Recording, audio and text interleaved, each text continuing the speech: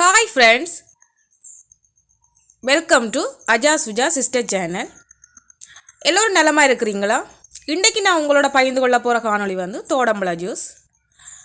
தோடம்பழ juice எப்படி செய்யறதுன்னு பார்க்கிறதுக்கு முன்னாடி எனது சேனலை சப்ஸ்கிரைப் பண்ணிக்கொள்ளுங்க. அதோட பெல் பட்டனையும் கிளிக் பண்ணிக்கொள்ளுங்க. வீடுகளில் தோடம்பழம் வந்து வீடுகளில் காய்த்திருக்கும். இல்லைன்னா கடையிலையும் நாங்கள் வாங்கி கொள்ளலாம். இந்த தோடம்பழ ஜூஸ் வந்து இந்த வெயில் காலத்துக்கு மிகவும் நல்லா இருக்கும். நிறைய விட்டமின் சி நிறைந்தது.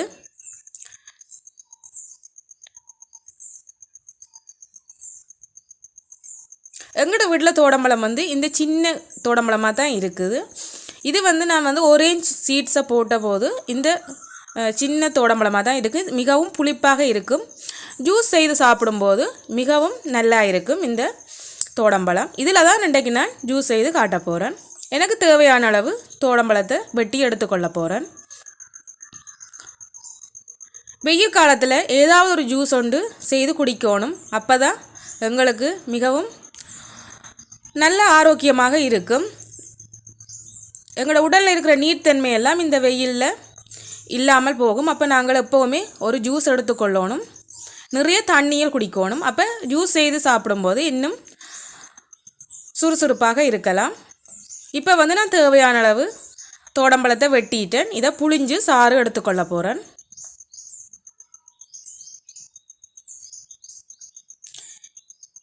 இப்போ எங்களுக்கு தேவையான சாரெல்லாம் எடுத்தாச்சுது.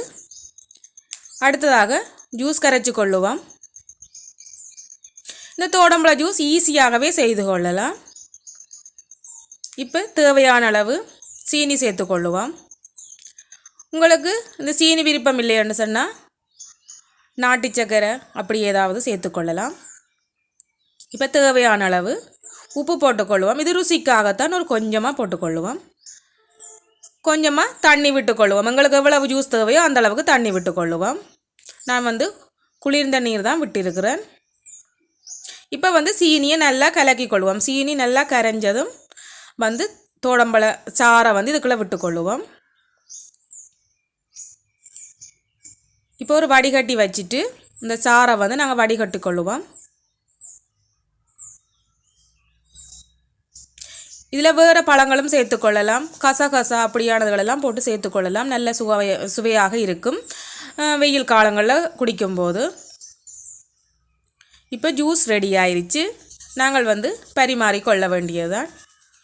மிகவும் சுவையான ஆரோக்கியமான குளுகுளண்டு இருக்கிற தோடம்பழ ஜூஸ் செய்முறை உங்களுக்கு பிடிச்சிருக்குமென்னு நினைக்கிறேன். இலகுவாக செய்து குடிச்சு கொள்ளலாம். எங்களுக்கு எப்போவாது ஜூஸ் குடிக்கணும்னு தோணும்போது இலகுவாக செய்து கொள்ளலாம். ஓகே ஃப்ரெண்ட்ஸ், நான் உங்களை இன்னொரு காணொளியில் சந்திக்கிறேன். அது வரைக்கும் பாய்.